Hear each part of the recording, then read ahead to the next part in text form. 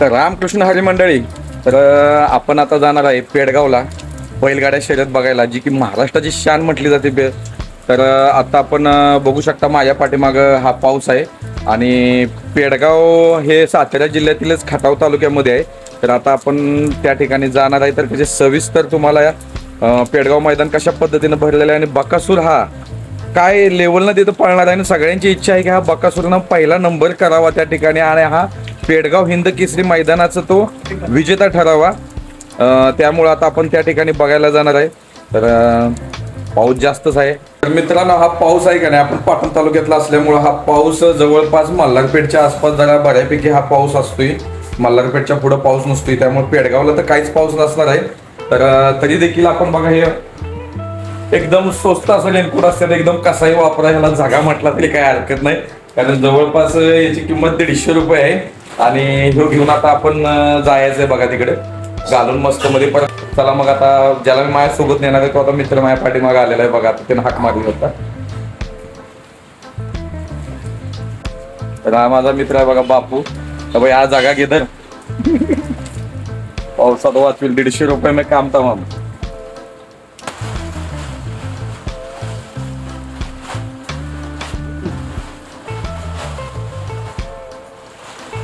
चला मग आता हिंद केसरी मैदान, बकासूर 3 वेळा हिंद केसरी मैदानाचा मानकरी ठरतोय का नाही बघायला.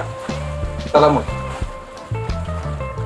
ह्या पेडगाव हिंद केसरी मैदानाला जाण्यासाठी पाटणवरून आम्ही निघालो. 9 रस्ता मल्हारपेठ निसरे फाट्यावरून उमरज मार्गे वडूजला जाऊन पोहोचलो. तेथूनच डाव्या बाजूने थेट सरळ मैदानाच्या पार्किंग जवळ येतो. आम्ही पार्किंगचे 20 रुपये पे केले, कारण गेल्या वर्षी इथूनच 2 व्हीलर चोरीला गेल्या होत्या.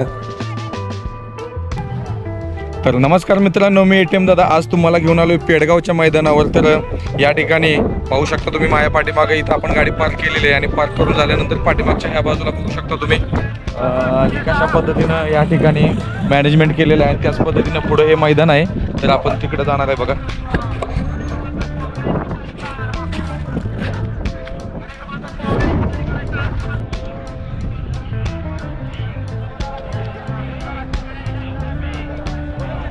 तर मित्रांनो बघू शकता बकासूरची गाडी आता माझ्या पाठीमागे झुकलेली आहे. तर त्या ठिकाणी बघा किती पब्लिक आहे आणि किती क्रेज आहे बकासूरची आपल्याला या ठिकाणी दिसत आहे बघा.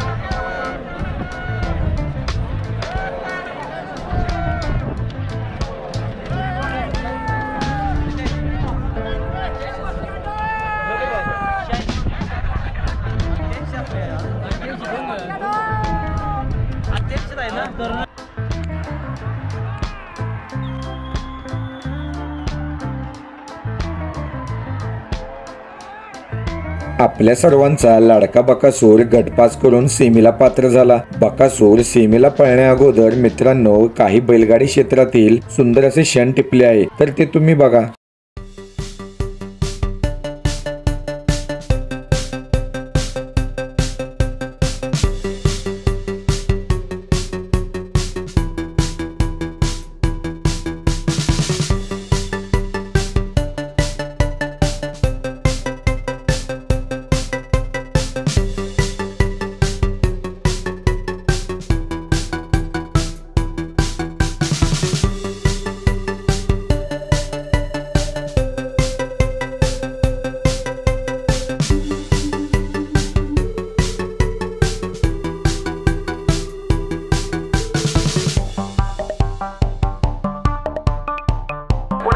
यांचा मने आणि जयसिंग मदन पवार यांचा हरण्या पावती नंबर 211 गाडी क्रमांक 97 रॉंग साइड मध्ये मनीष रमेश पाटे पडगे पडवे रायफल पक्षा बडगे पडवे यांचा घरचा साथ रायफल आणि पक्षा मार्गी नंबर 488. तर पाहू शकता मित्रांनो, हे पेडगाव बैलगाडी शर्यतीच्या कमिटीचे नियोजन आणि ही शिस्तबद्ध कमिटी खरंच मनापासून आभार मानलं पाहिजे असल्या नियोजनासाठी.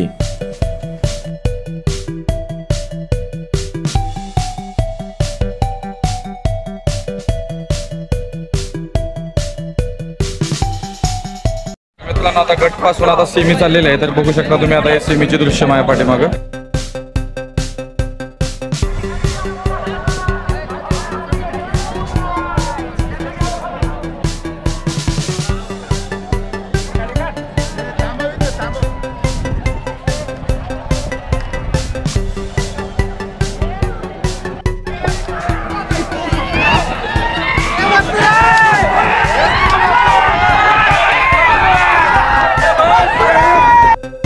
पाहू शकता मित्रांनो तुम्ही माझ्या पाठीमागं मथुर आहे, तर पब्लिक किंग म्हटलं जातं मथुरला. पाहू शकता तुम्ही.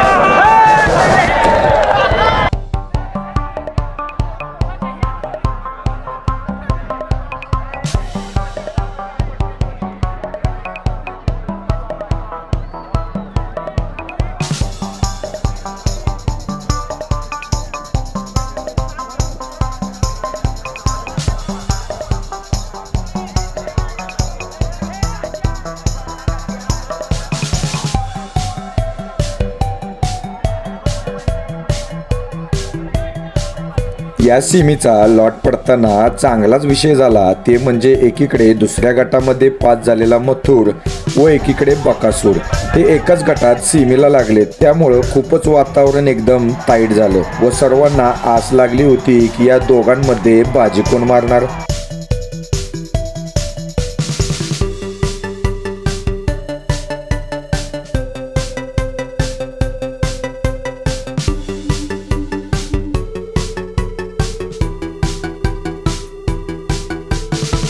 पण दुर्दैवानं बकासूरलाही हार मानावी लागली व त्यामुळे बकासूर प्रेमी हे गेलं कोमात व मथुर प्रेमी हे जोशात.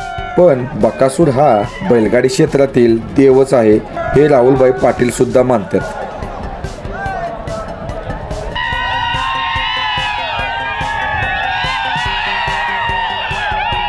तर मित्रांनो, पेडगाव मधील हे बैलगाड्या शर्यतीचं हिंद केसरी मैदान तुम्हाला कसं वाटलं नक्की लाईक व कमेंट करायला विसरू नका. आणि हा जर समजा तुम्ही आपल्या चॅनलवर नवीन असाल तर आपल्या ATM ब्लॉग या चॅनलला सबस्क्राईब करायला विसरू नका. धन्यवाद. आणि हा मित्रांनो, आपल्या बैलांना आणण्यासाठी ज्या गाड्या असतात त्या कृपा करून हळू चालवा, जेणेकरून असे अपघात होणार नाहीत. राजाच्या कुर्ले या गावाच्या पुढच्या बाजूला हा अपघात झालेला आहे, त्यामुळं गाड्या आपल्या व्यवस्थित चालवा हीच विनंती. बाकीचं नाही कोणाला, नशीब काहीच झालं नाही.